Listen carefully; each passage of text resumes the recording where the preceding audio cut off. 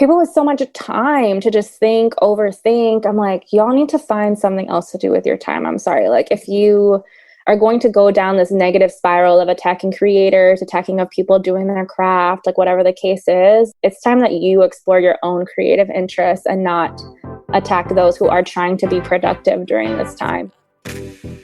Welcome to our special bonus episodes where we catch up with our past guests to see how they have pivoted their lifestyles and businesses to deal with our new normal of self-quarantining. In these episodes, you will hear how remote entrepreneurs and location-independent workers are dealing with the current situation in order to thrive in an uncertain time. So sit back, relax, and get ready for some major knowledge bombs.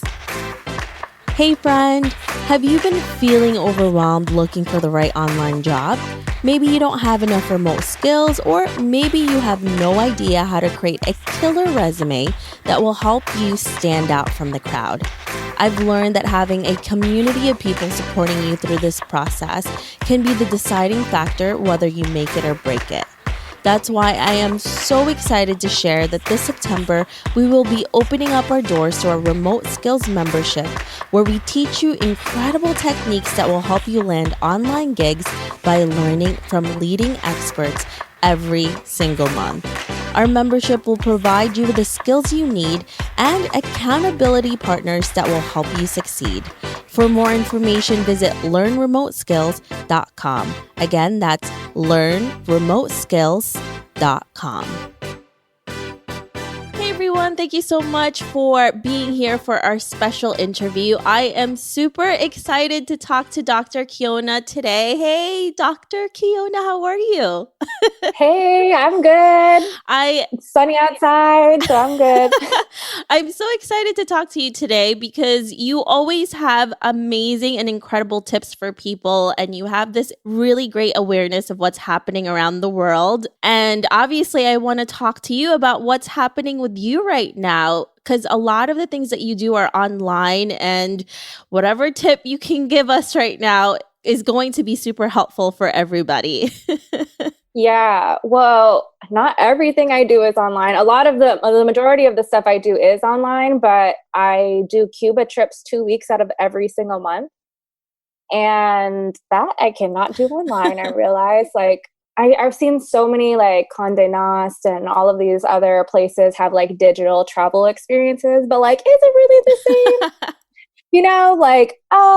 I don't know if I want to visit Cuba that way. Yeah. So I'm like, I can't do that. And then we had like huge events with the Cuban government. We had like huge brand partnerships set for May and all of that we had to move. So we moved that to December at the end of the year. And who knows, like if we can still do it. It's just so play by ear, so unexpected, which, as you know, as a business owner is anxiety inducing. Yeah. But it's kind of the point where like, we just have to let it go. So basically we had to move all of our trips from April, May until later into the year. And so that's, like half of my income that just kind of left.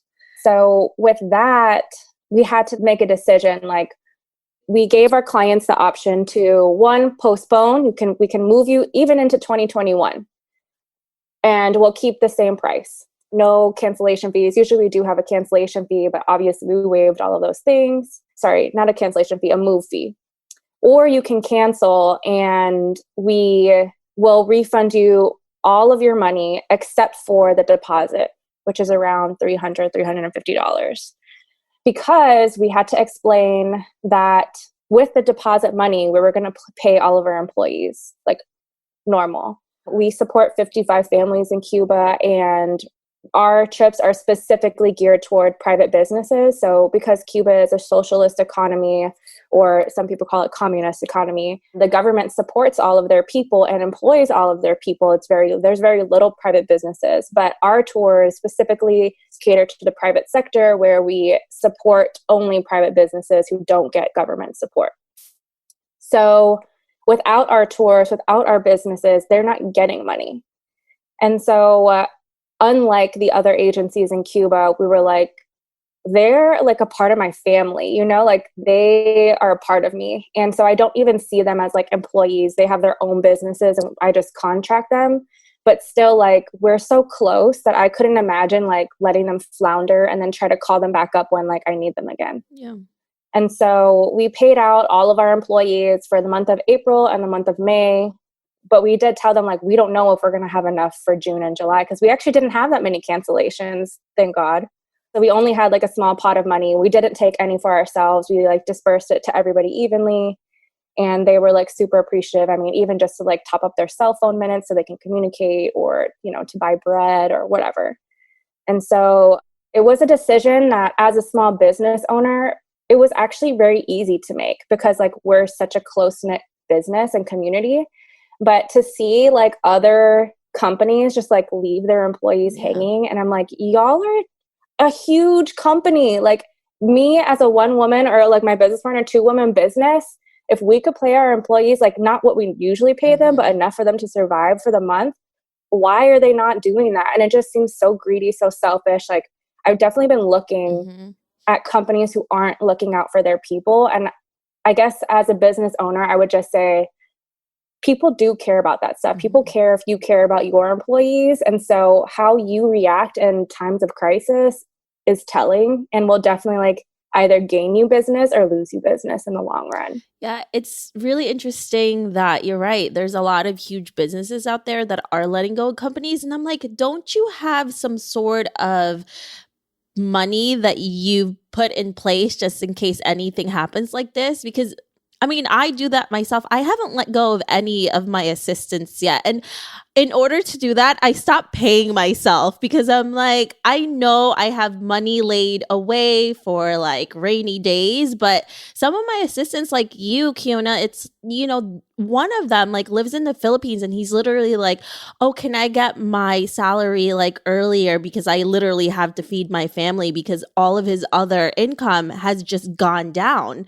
So it's really interesting, because we are struggling too as business owners, but I'm pretty sure that those big businesses have way more money to spare in the long run than we do. And that's such a shame to see. And it's so much more money that they have than us. So I don't know. Yes. It's crazy. And like you said, like as smart business women, we always stack away cash for emergencies. I don't know about you, but my mom was always like, just in case you get married and your husband leaves you. And all, she like, it made me watch way too many Lifetime movies growing up. But like, even that, like I grew up with like, just in case I'm left alone, like I have some sort of backup.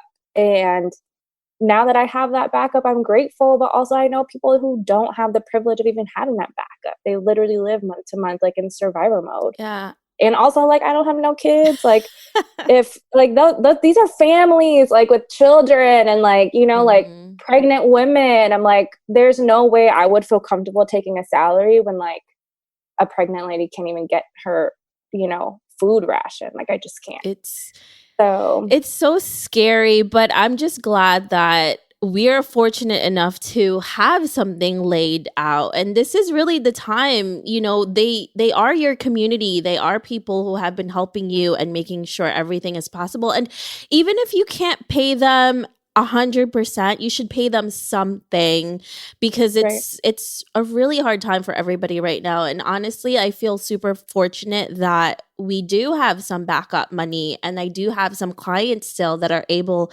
to pay us, you know, and have that recurring income. And right now I'm giving all of that recurring income to my assistants, because I'm like, you guys are making everything well, because otherwise we would go crazy without them. So yeah, that's super important. So what are some of the things that you have put in place in order to make sure that you can make it last, so that you can actually make sure that your clients are happy, and also the people that are working with you and for you are also able to get some sort of income right now? Because everyone is struggling, especially in our industry, like the travel industry. There's really nothing happening. So what have you been doing? And I know, Kiona, you are doing real estate too. So how is all of this happening? I know, like, oh my God, this is crazy. Yeah. So with my real estate, basically I have multiple Airbnbs in the United States, but I also manage international Airbnbs, as in like, I'm not the owner, because I know people are like, Airbnb is the devil. Well, That's only if you buy the properties and you're not supporting like the local community. So the properties I manage international, I do not own. They have their own owners. I just take a fee for management, and then they get customers like 100% of the time. So they're totally happy with that. And actually, I always offer my international clients like a teaching lesson. I'm like, okay, I can turn this whole management thing over to you once I set it up, if you would like to. That way you're managing the business 100%, and literally never do they want to do it themselves. They always want me to do it. Of course. So, why should they? They're like, we don't want more work. I know. They're like, we get paid way more money than we were before. Like, you can do it. It's fine. But yeah, so that's what I do. But our international properties, there is 0% business right now. 0. And it kind of like freaks me out for them, because I mean, I just text them like every week to make sure, like, I'm like, do you need money? Do you need money? But it's funny, they're more worried about me being in America. They're like, your country is infested. Like, there's no way, like, you should save onto your own money. Like, who knows? Like, please be safe. And so it's actually really, really sweet, but it does freak me out, because I'm like, one family that I manage is a family of 8, and they completely operate off of their international property business. And I'm like, if we have 0 customers, what's going to happen? And the really messed up thing was that Airbnb installed a 100% cancellation policy for all clients who cancel due to COVID-19, which was, I believe, the worst decision they could have possibly made. Like, I understand the times, but also they have no idea what hosts are going through. And so, though, at least even like a 50% where it's like, okay, a client cancels, like the host. And like, not even for me, like I had like thousands of dollars that got canceled. And I mean, granted, I can survive, but they really can't. And so I don't think that they thought, I think they were like very like American centric, thinking like, oh, Americans are fine. But they didn't realize that like their international hosts like cannot survive off of like 100% cancellation policy. Like, that's insane. And you can't override people's business models. And so I think that they learned their lesson. They started giving 25% of the cancellation money back, but it's really not enough. Well, lucky for them, like their governments aren't requiring rent. They're not requiring things. They have their own sort of concessions, so they're still surviving. But yeah, I don't know what the future is for that business. Like, I have no idea if they're going to get clients in, Whereas here in Austin, I kind of pivoted from short-term rentals to long-term rentals. So I have like, long-term renters, and at least I'm not making as much, but I'm making something. I'm not even breaking even, but I'm making enough to pay bills. At least it's not a full loss for you. So that's a good thing. Exactly. So I think pivoting is really important also. But yeah, real estate is tough right now, or especially international real estate. That's crazy. But I do have to say, for real estate in general, there are opportunities right now too in real estate and in anything, right? In any type of business. If you look hard enough, there's a lot of different opportunities. So what do you think are some great opportunities that you have come across right now, Kiona, and other things that maybe people can do in order to supplement their income? Because that's what we all need to do. Yeah.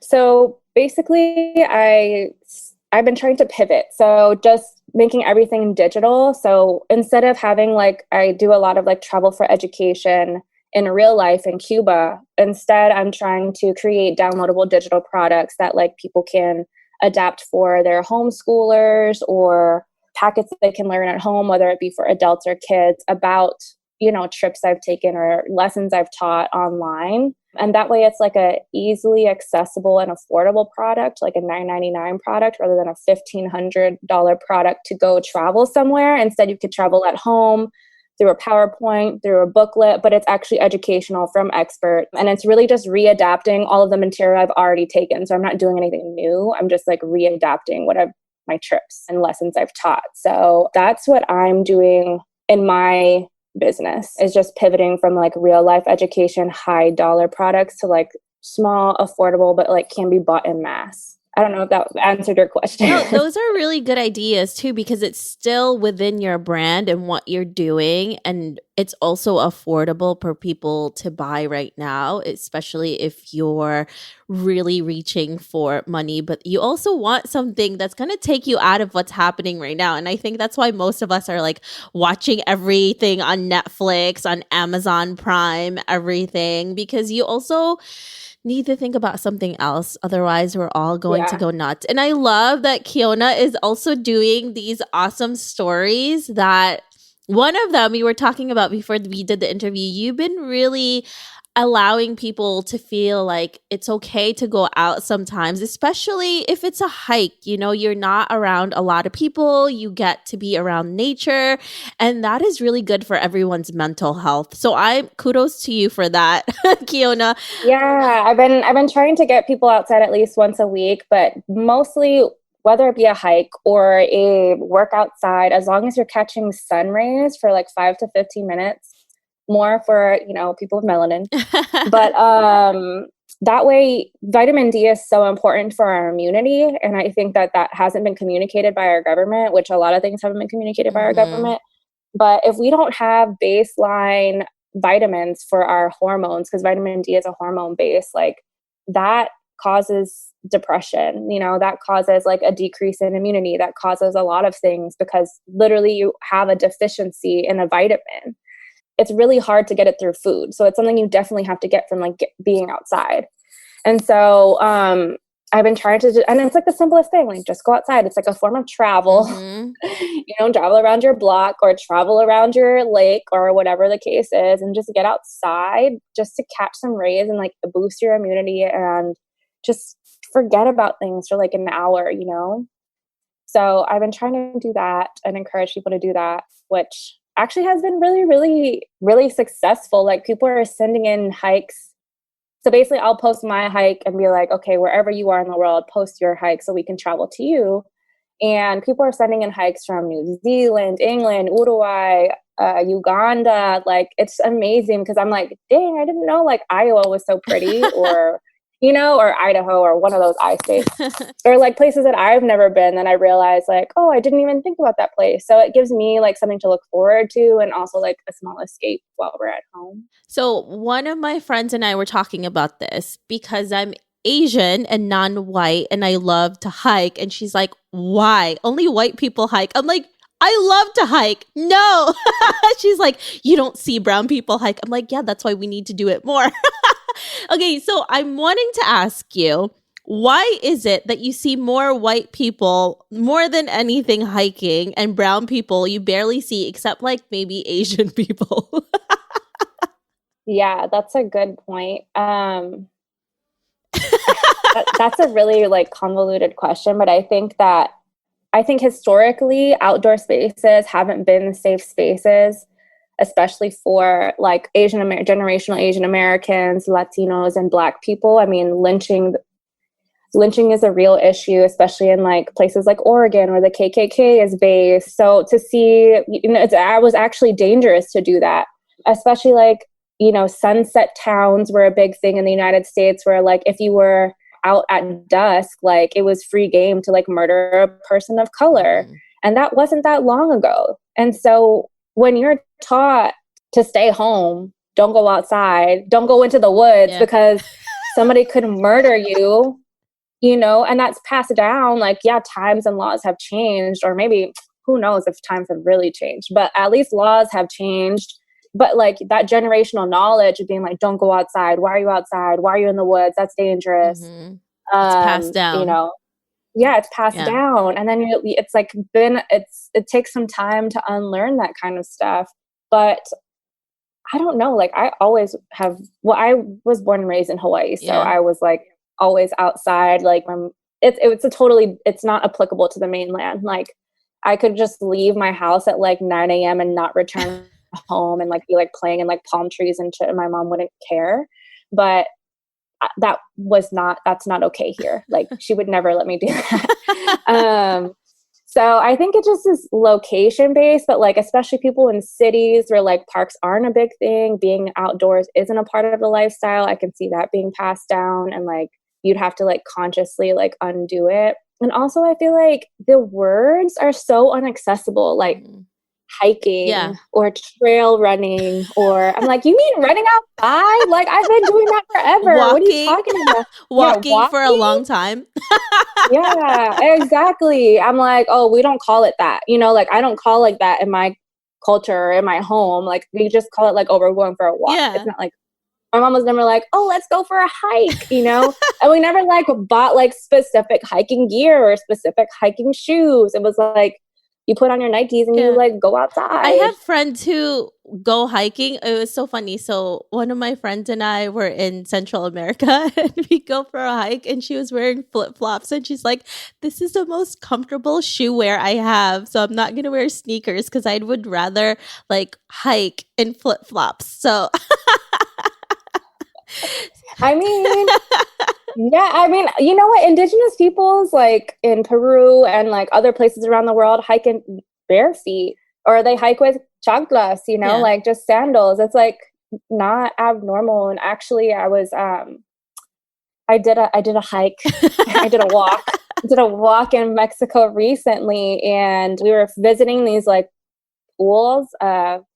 They looked like moonstones, and it was because like the ring of fire, like this fire is underneath the water, so it changes the water color. I don't know, it's really kind of cool.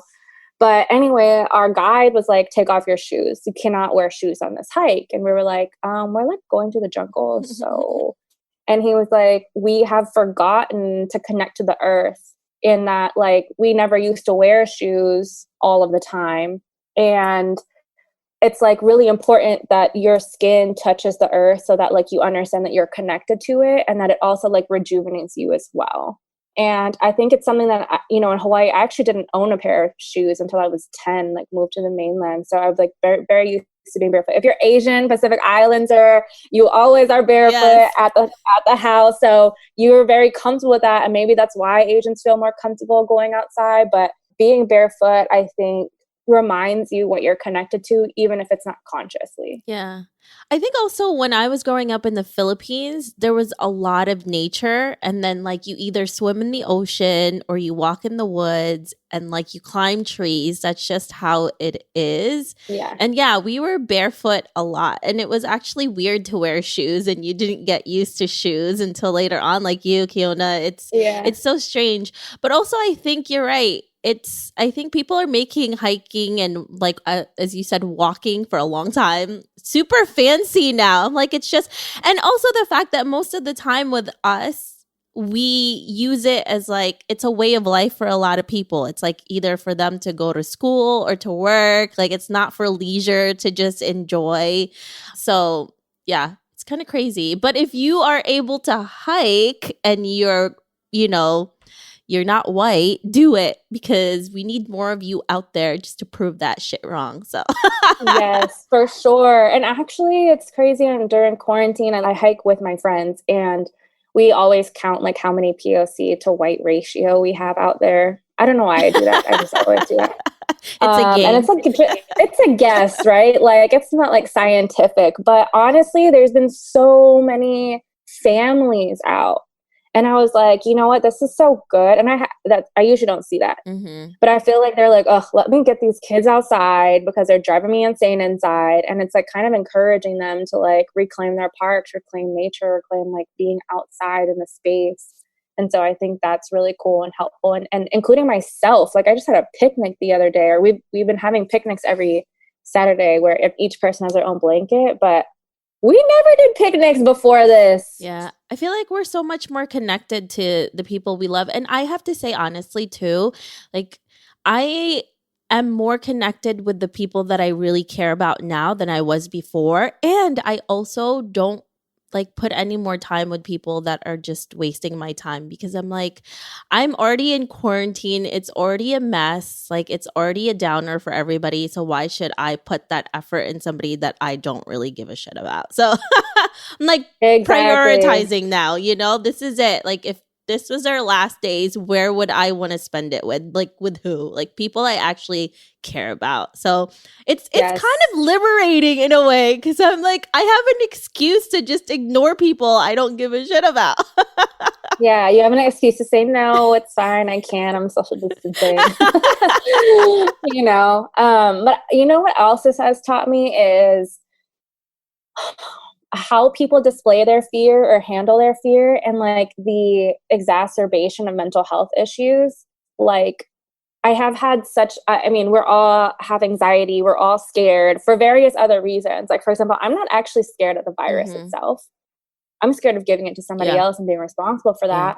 But I'm mostly scared about like people. Like, I was talking to one of my salsa instructors, and I was like, okay, well, Cuba is set to open in June. Like, but do you feel comfortable like interacting with American tourists? Because that's important to me. Like, how do you feel? I don't want to like force you into a job that you don't want to do, or like if you need to protect your health. And he was like, you know what, like it's my passion. I love, like, a huge part of me wants to do it just because I'm also craving connection, but another part is like I have a family at home. Like, am I going to bring a disease back to them? And like, I totally understand that like train of thought, and I think that that's responsible, but also I'm like, are we going to turn into a society that's like scared of the next person? Like, never have I ever, and still don't look to my person to the next to me in the airplane and think like, oh, this person is diseased, I better like get away from them. Like, not ever. It's like, oh, do you want to, and I'd rather like give them antibacterial, things that we can share and still like have a conversation with them than to be like disgusted by them or like live in fear of like, getting a disease from the next person. And so it makes me sad that that's kind of how like mentality is changing. And I like don't want it to go that way. So that is my, I would say, biggest fear, and that people are going to be more disgusted with each other. Even with the whole Chinese virus, people are in general like disgusted with Asians. And so I'm like, is this going to be a huge like race war? Like, is it going to cause a bigger problem than the virus itself? Yeah. And that is my fear. So I think we're all feeling fear in different ways, and we're seeing how people are dealing with it. Like, for me, I'm like, okay, I'm either just going to lie in bed or I'm going to work until I can't think anymore. Yeah. And so I'll just like start working, and I'll work and I'll work. But other people, like, I've seen so many people attack each other online, be so rude online. I myself had to like file a police report for harassment. And I'm like, this is not normal behavior, and I don't want to blame it on the person, but rather the situation. But ultimately, like, we are responsible for ourselves and our behavior and our actions.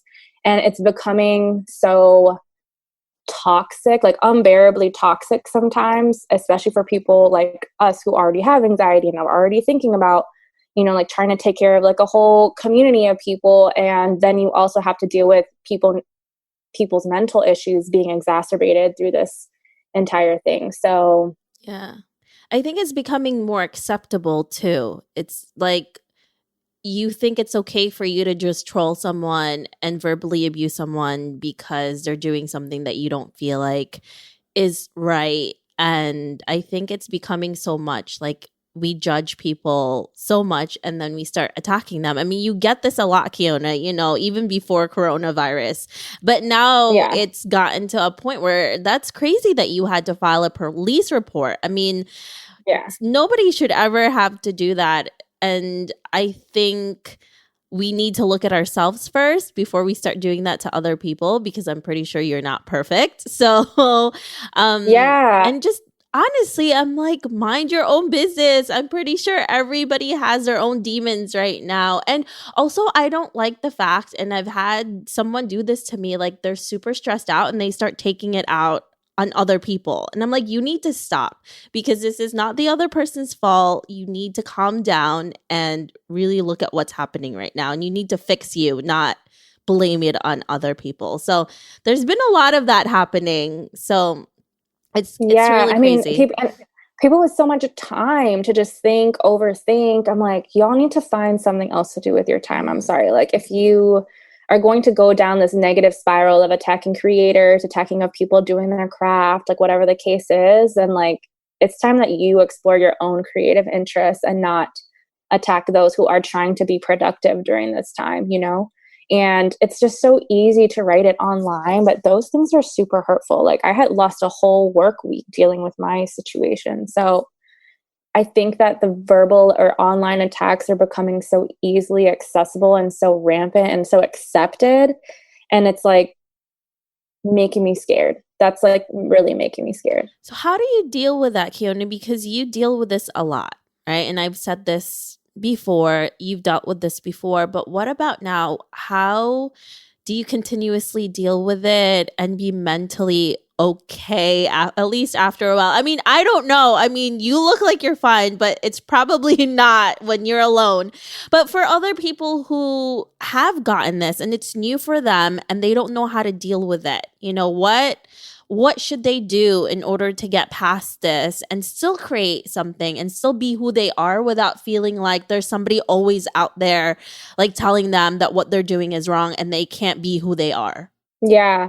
For me, my support groups have like gotten me through everything. I think I'm part of like a couple of group chats and like I'm where it's a safe space. I can say things, how I feel, work out my own thoughts. Like my own thoughts aren't always formed correctly. And like they help me kind of figure it out. And if I did do something wrong, they would tell me. If I didn't, then they're like, no, this person is out of line. And that like to have a peer, and that's another thing. Not everybody online is your peer. Like, this is why I'm doing this and you're doing that. You know what I mean? So you're not my peer. You're not a doctor. You haven't gone through 12 years of school. You haven't managed an online platform with 3 million views a week. You haven't, tried to create content that is like literally intersectional and international. So if that's not you, then you're not my peer. And I don't really need to listen to you because there's a lot of learning that goes into doing content like that. And so I've literally had to take myself out and be like, Kiona, is this person your peer or not? Are they coming into this conversation with as much education and not just formal education? I mean, like, world education. Do they have a good grasp of like, how the world operates, not just in their one community? Are they aware of other people's struggles and what they go through and things like that? And if we're not coming in at the same level, like these are not things that you need to take to heart. And as somebody who's an empath and who doesn't really want to hurt people's feelings, even though I hurt people's feelings all the time, it hurts me because I'm like, I don't want to make people be triggered by my content. And then I'm like, okay, this person is going to be triggered regardless, whether it's my content, the next person's content. So I think for other people, I would just say like, reflect, is this person your peer? Are they coming in at the same level as you are? Are they trying to have a conversation or are they telling you what it is? And at that point, it's like, you make the decision to like, let it go and like not let it occupy space in your mind, or take it to your support group and be like, okay, let's talk about this. What's going on? And like feeling like compassion and love and empathy from like my support group has kept me going, even though sometimes I'm like, I'm just going to delete everything and like, I never want to see anybody again. Yeah. Well, also because you have this platform where you are talking about things that are, a lot of it is taboo, right? And a lot of people don't want to talk about it or they don't know how to talk about it. And I feel like you have a lot of people that go into your platform, especially like in social media, that just do it so that they can get attention because they know they will. And I think they take that and they know what's happening. So you're always going to get people who are going to be trolling and they're just saying things just to get attention towards them. So you also, like what Kiona was saying, like you have to know if these people are even worth your time to be worried about, because otherwise it's just going to drive you nuts. And I know a lot of creators like you, Kiona, you care so much, and that's why you have this voice that people are really listening to. And if you have something similar to Kiona or you're on the way to do that, I mean, it's a huge responsibility, and you have like hundreds of thousands of people like listening to you and have opinions of their own. And most of the time, maybe they're not going to agree to it, but it's that respect. I think that's the word. It's respect, right? Because we all have our opinion, but some people just don't have that and they don't have boundaries, which is really shameful. Yeah, it really is. And ultimately, like, I think people don't get, like, Instagram is not a peer-reviewed journal. It is a completely opinion-based platform. So everybody's going to have their different perspective. Everybody's going to have a different opinion. Information I published last week might not be right today. So, and like, even in COVID-19, you're seeing that play out. Like what I published about it, a month ago is not correct today. What I published yesterday is not correct today. And beliefs that I had yesterday aren't the same today. So to hold people to like a time in your life that like you believed in this one thing, but you have since evolved and grown is so toxic and unfair, because it's like you need to let people grow and change and give flex to that. And I think people expect perfection from imperfect people, and there's not space given. And I try to always encourage that as like space to grow. It doesn't mean that you have to be the person to educate somebody, but it does mean that like you don't need to harass them, you don't need to cyber stalk them, you don't need to, attack them, create fake profiles and write them all the time or send them death threats, all of Oh which my have God. happened to me in like the past week. That's crazy. And you don't need to email them, contact their boss. Like Oh it's my just gosh. people have been going insane during COVID-19. And like to me, it's like very manic behavior and very obvious that it's like a mental issue, but it's hard to take that on. And like think about if you have 3 million people listening in and that, a certain subpopulation of them have that. And it's like, it's a lot. Yeah. That's a lot of responsibility. And I think a lot of people don't understand that you're a human being yourself and you have feelings. And those words can really hurt, even though you may Oh, not show yeah. it. I think they put you in like a certain level, like, oh my gosh, she's at this level. So it's probably not even going to face her. And meanwhile, you're like, yes, it does. Like all of these, like they add up and it's really screwed up that you're doing this and saying this. Like, think about it this way. If we were talking face to face, would you say this in my face? And if you can't say this in my face, then you need to shut up. Yeah, basically. And that's another thing. I'm like, I looked around at my like in real life community and like we get along so well. The issues that we do have, it's like communicated. There's tension, but I've never just like yelled at somebody, harassed them, gone to their house, like gone to their job. Like no, and no one has done that to me in real life either. Well, okay, I take that back. But it's like not as common. When I look online, I'm like, oh my God, like this never happens in real life. So I don't know why you think it's appropriate to do this now. And like, what's going to happen when we do see each other in real life? And I'm like, ultimately, we don't know the mental state of anybody online. Like everybody's a stranger.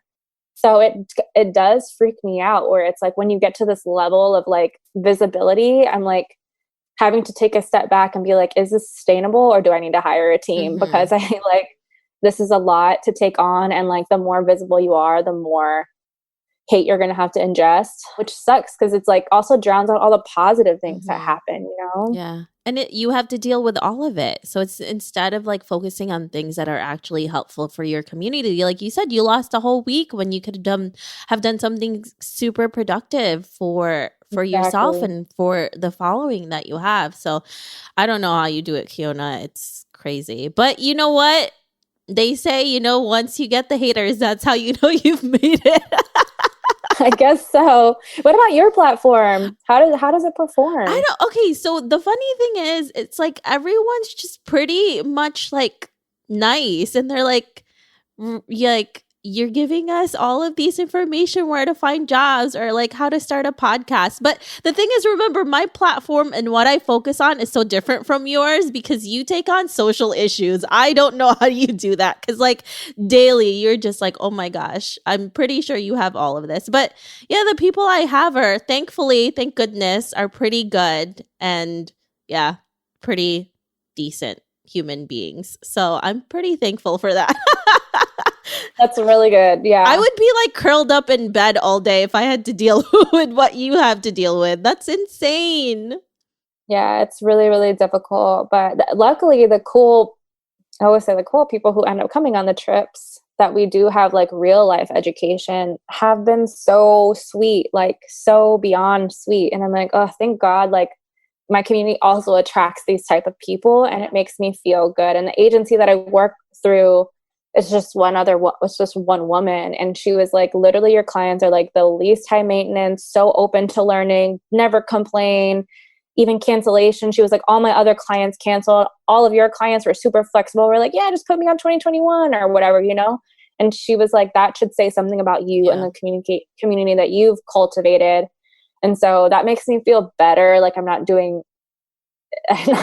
too much damage because if I just listen to like the DMs that I get or the haters that I get, I'm like, it is as if I'm like murdering Yeah. people. Yeah. So I just have to like, I don't know, like balance. But like then such great things happen. Like for example, I posted a thing about the Hmong farmers and I think it's called Mian farmers in Seattle were not getting business because of COVID-19. And I posted about how they're, delivering bouquets and they made $25,000. Wow, that's amazing. So that's Yeah. like that's what I mean. Like you actually make an impact. So all of this comes with some baggage, but not enough that you can't, like you're making such a huge thing happen. So I mean, Kiona, that's an incredible feat to I do. know. And people listen to your voice. And I think that's the problem is that when people see that you actually make an impact, they think that they have to tear you down in order for them to be able to go further up in life. And it should be the total opposite. Yeah, for sure. And it also has checked my own envy, or my own feelings. Like, for example, when I first got on Instagram, I thought it was so tacky of this one educator to ask for money, be like, okay, donate $5 if you liked this thing. I was like, this is so tacky. But I had a job at the time. Mm-hmm. And I don't know what her situation was. And then now, like, my full time is how not to travel. And like, I spend so many hours like researching, educating, so much money traveling, finding those experts, finding those educators, paying them. And now I'm like completely donation based as well, or gift based, where like, if you liked it, like send a girl some coffee money. And now I'm getting attacked for that. And I was like, man, that used to be me, right? Like I never, ever, ever attacked anybody for it. But I did think in my head, like, that's kind of tacky, like to ask your followers for money. But also like, that was so privileged of me to think. And also I wasn't in her shoes and now I am. And I'm like, yeah, it's hard to get a job in, corporate if you talk about taboo subjects or if you have your butt on the Instagram or whatever. So now I am in that position. I'm like, you know what? Why was I so worried about what she was doing? Why didn't I just worry about myself? Like that was shame on me, And so I like, that's an example of like me like recalibrating and being like, okay, I just need to worry about my own self and my own production and what I'm creating, like what anybody else is doing, great for them. That's not my business. And so if everybody could take that on and being like, you either like what Kiona's doing, you don't like what Kiona's doing. If you like it sometimes, if you hate it sometimes, that's okay. I hate me sometimes, but like, it's not your business if it's going to take it to a level of like hate. Like if you feel that strongly negatively toward another person, I think that's like a self-reflect time of like, okay, what am I missing in my life, or what blind spots do I have that I feel the need to like think so much about another person? And so I think that self-awareness is like really lacking right now, especially with for a people lot of having people. time. Yeah. It's crazy. But also most of the time, like if you think something badly about someone, it usually lasts for like a few seconds, maybe a minute, or you'll talk to somebody about it, but you don't drag it out for like days and weeks and just start attacking somebody. There's something wrong with that. I mean, we're all guilty of like, talking about somebody or not liking what they say, but it's another thing when you go a step further and it's like, it's nuts. But I'm just thankful for you, Kiona, and people like you who still keep going even though you have to go through all of this, because you have a bigger goal. You are helping so many people out there and you're actually educating the right way. And when you do make mistakes, I see it. Kiona comes back and she admits it. Not a lot of people are willing to do that. They're afraid to do that. So that's the thing about Kiona. Like she'll tell you what's what, and then if it's wrong, then she'll tell you it was wrong. If she's right, she'll stick to her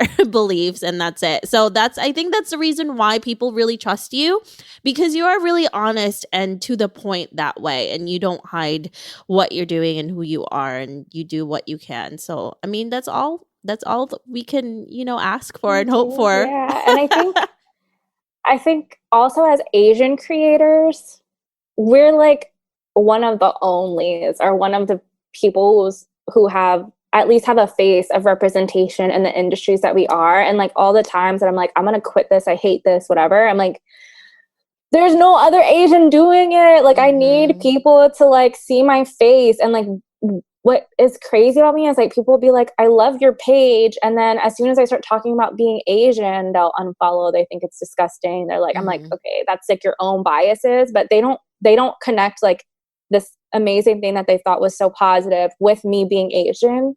Yeah. And I'm like, I don't know. It's like, it's something that makes me keep going, because I'm like, I need people to see me as an Asian person showing up in this world, fighting for others, educating people, creating content, because otherwise, like, I'm just going to be complaining about the content I want to see instead of the Mm-hmm. content, that I'm making. Yeah. And I think it's really easy to just give up, but it's very important for Asian creators to keep going, because like, no one else is doing it. Not no one, but Not enough. Yeah. yes, not enough people at our Asian intersections are showing up. And I think it contributes to a lot of societal issues, and misrepresentation of Asians and who we are and what we create and our intellect, and how we can span so many different things and be multiple things, not just, researchers in a lab or something.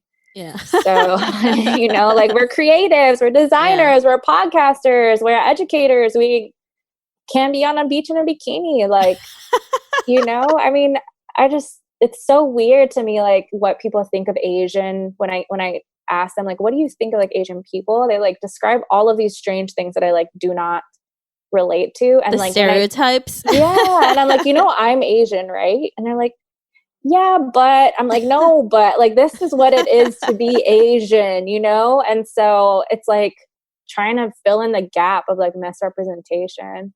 Yeah. Well, also, I love when you do your butt shots on Instagram, because I think you mentioned this one time. It's like, I think people think you either have to be smart or beautiful, but you can't be both. Or, it has to be like a raunchy thing in order for that to be like okay, but it's not. And like, you have a doctorate degree, you're a doctor, and you also have a banging body. So why can't you have a both? I know, and it's crazy. Like, my Asian grandma will be like, "Well, while you have it, show it off." And she was like such like a rebel in Korea, and so she's like, "I don't have a problem with my daughter showing her butt. Why should anybody else, or my Yeah. granddaughter?" And so I'm like, if my Korean grandma says it's fine, like, I don't care about anybody else's Yeah. opinion. I don't understand that either. It's like, I don't understand how that diminishes your intellect and how you are as a person if you're comfortable with your body. Like, it makes no sense. Like, people get body shamed for being heavy. People get body shamed because they're smart and they're showing you their body. People get body shamed because they say they're too skinny. It's like, come on, this is ridiculous. This I is know. too Just mind your much. own business. Mind your own business. But secretly they enjoy it and they want to see your butt shots. So whatever.